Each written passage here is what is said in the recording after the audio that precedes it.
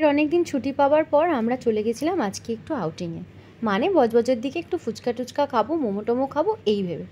ওখানে গিয়ে জানতে পারি যে রেড চিলির একটা নতুন ব্রাঞ্চ ওপেনিং হচ্ছে। আমরা তো ওখানে বরাবরই যাই, তাই মনে করলাম যে নতুন ব্রাঞ্চ ওপেন হচ্ছে, চলো একবার ঘুরেই আসি। এসে দেখলাম লিফটের ব্যবস্থা আছে, তো পায়ে হেঁটে 4 তলায় উঠতে তোমাদের কাউকে হবে না। বয়স্ক মানুষ বা ফ্যামিলি নিয়ে যারাই আসো না কেন নিশ্চিন্তে আসতে পারো, এটুকু বলতে পারি। ঢুকে দেখলাম একটা কাউন্টার করা আছে মকটেলের, যেটা খুব সুন্দর করে সাজানো, দেখে বেশ ভালোই লাগলো। তারপর এদের একটা সুন্দর সাজানো গোছানো যে অ্যাম্বিয়েন্সটা তৈরি করেছে, জাস্ট অসাম লাগছিল। তারপরে মেনু কার্ডটা হাতে নিয়ে নিলাম, নেবার পরে এদিক ওদিক ঘুরিয়ে, যেহেতু মোমো খাবার উদ্দেশ্যই বাড়ি থেকে বেরিয়েছিলাম, তাই ভাবলাম মোমোটাই অর্ডার করি। তো একটা প্যান ফ্রাইড মোমো অর্ডার করে বসেছিলাম, আর এইখানে আমার ছেলের দুষ্টুমি শুরু হয়ে গেছে। আর আজকে এদের একটা অফার ছিল, ডিনার অফার, যেটাতে ছিল রাইস চিলি চিকেন কম্বো বা নুডলস সিজওয়ান চিকেন। আমরা নিয়েছিলাম রাইস চিলি চিকেন।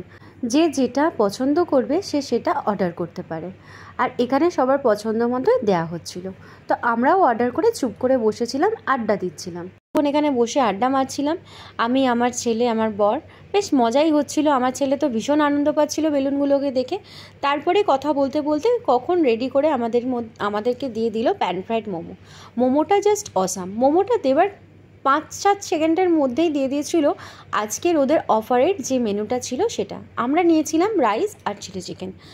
খাবারটা ভালোই ছিল। আর তারপরে একটু গলা ভেজানোর জন্য মকটেল কাউন্টার থেকে নিয়েছিলাম ওদেরই একটা special red chilli special mocktail, যেটা খারাপ ছিল না, ভালোই লাগলো।